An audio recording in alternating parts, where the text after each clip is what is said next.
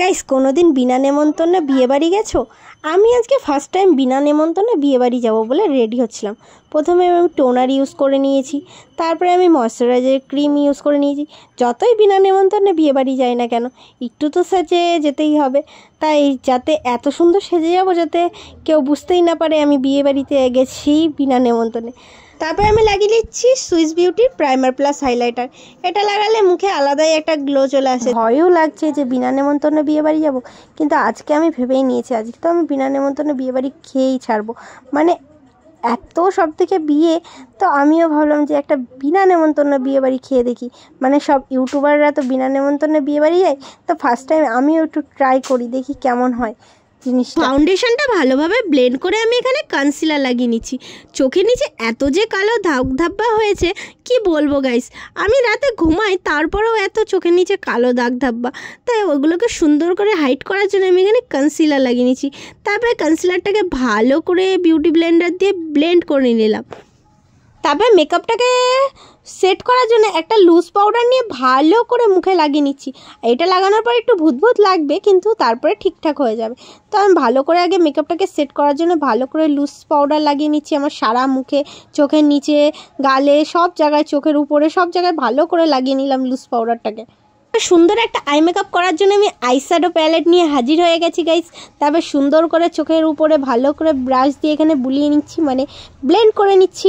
তারপরে নিচেও ভালো করে ব্লেন্ড করে নিয়ে তারপরে আমি একটা কাজল পরে নিচ্ছি চোখগুলো একটু সুন্দর দেখানোর জন্যে।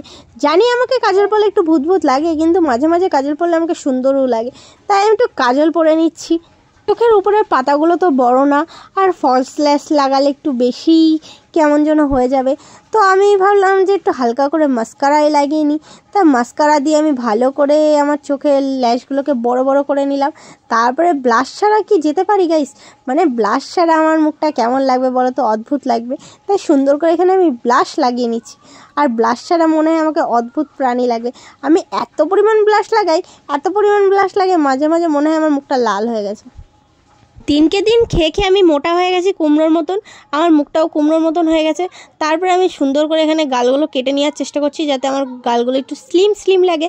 তাই আমি গালগুলোকে সুন্দর করে কেটে নিলাম গাইস। তারপরে একটা লিপস্টিকের কালার পরেছিলাম, কালারটা তো মানে কি বলবো, মারাত্মক ছিল। কালারটা খুবই সুন্দর লাগছিলো, আমার কাছে তো খুবই সুন্দর লাগছিলো। জানি না তোমাদের কাছে কেমন লাগছে, প্লিজ কমেন্ট করে আমাকে বলো, ঠিক আছে? আমার কাছে লিপস্টিকের কালারটা খুবই সুন্দর লেগেছে। এতে গিয়ে যেন আমি পালাতে গিয়ে ঘেমে না আমার মুখটার থেকে মেকআপগুলো উঠে যায়, তার জন্য আমি ভালো করে এখানে সেটিং স্প্রে লাগিয়ে নিচ্ছি। আমার কান কেটে গেলেও আজকে আমি ভারী ভারী কানের পরবো বলে আমি ডিসাইড করে নিয়েছি।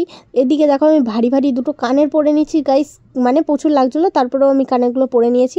তারপর একটা ওড়না নিয়ে চলে এসেছি সাদা কালারের ড্রেসের এই কাজের সাথে ম্যাচ করে। তারপরে ওড়নাটাকে আমি ভাবছিলাম কিভাবে নেব, একবার এভাবে নিচ্ছি একবার ওভাবে নিচ্ছি, এই করছিলাম।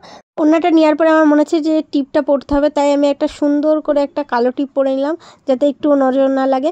জানি আমার নজর লাগবে না, তাও একটু পরে নিলাম যাতে আমার উপরে কোনো নজর না লাগে। তারপর এটা হচ্ছে আমার ফাইনাল লুক গাইস। তারপরে তো আমি বিয়েবাড়ি খেতে চলে গেছিলাম, জানি না আজকে আমাকে বিয়েবাড়ি থেকে তাড়িয়ে দেবে না মেরে পিঠের ছাল চামড়া তুলে দেবে, কিন্তু আমি আজকে বিনা নেমন্তন্নে বিয়েবাড়ি যাবো গাইস।